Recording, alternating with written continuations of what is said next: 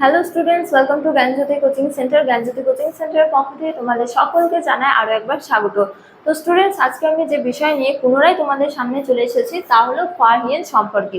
তো আলোচনা শুরু করার পূর্বে তোমাদের একটা ছোট ইনফরমেশন দিয়ে রাখি যে তোমরা ওপরে বোর্ডে দুটো নাম্বার দেখতে পাচ্ছ, এটা আমাদের কোচিং সেন্টারের হেল্পলাইন নাম্বার।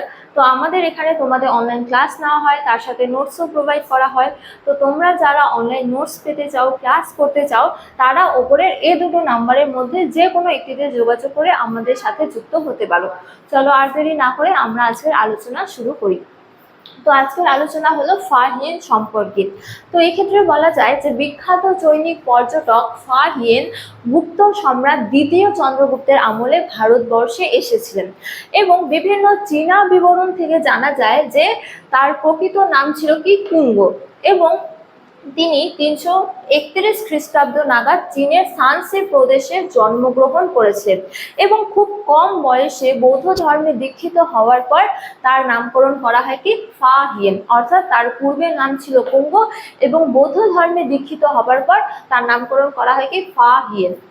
তো বলা যায় যে ভারতবর্ষ সহ তিনি বিভিন্ন স্থান যেমন সিংহল, জগদ্বীপ পরিভ্রমণের পর তিনি 413 খ্রিস্টাব্দ নাগাদ স্বদেশে ফিরে যান এবং স্বদেশে ফিরে গিয়ে তিনি তার এই যে ভ্রমণ, এই ভ্রমণ বৃত্তান্ত কিন্তু লিপিবদ্ধ করেন ফু কুওকিং নামক গ্রন্থে, অর্থাৎ ফু কুওকিং গ্রন্থটি ফাহিয়েনের লেখা।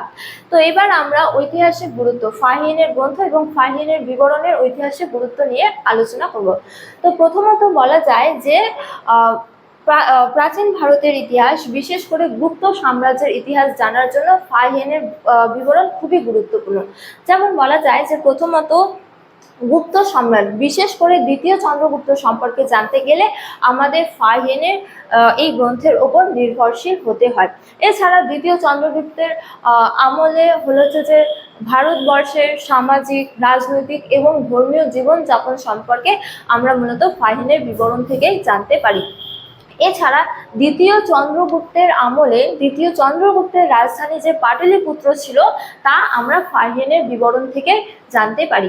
এছাড়া বলা যায় যে ফাহিয়েনের আমলে ভারতের শাসন ব্যবস্থা এবং জনগণের সুখ সমৃদ্ধি সম্পর্কে জানতে গেলে আমাদের ফাহিয়েনের বিবরণের ওপর নির্ভরশীল হতে হয়। তো স্টুডেন্টস, এই ছিল আজকে আমার আলোচনার বিষয়। তোমাদের ভিডিওটি ভালো লাগলে অবশ্যই বন্ধুদের সঙ্গে শেয়ার করো এবং আমাকে অবশ্যই কমেন্ট করে জানিয়ে তোমাদের ভিডিওটি কেমন লেগেছে। তোমাদের সাথে দেখা হবে অন্য এক ভিডিওতে, অন্য এক টপিক নিয়ে। ততক্ষণ ভালো থাকো, সুস্থ থাকো। Thank you.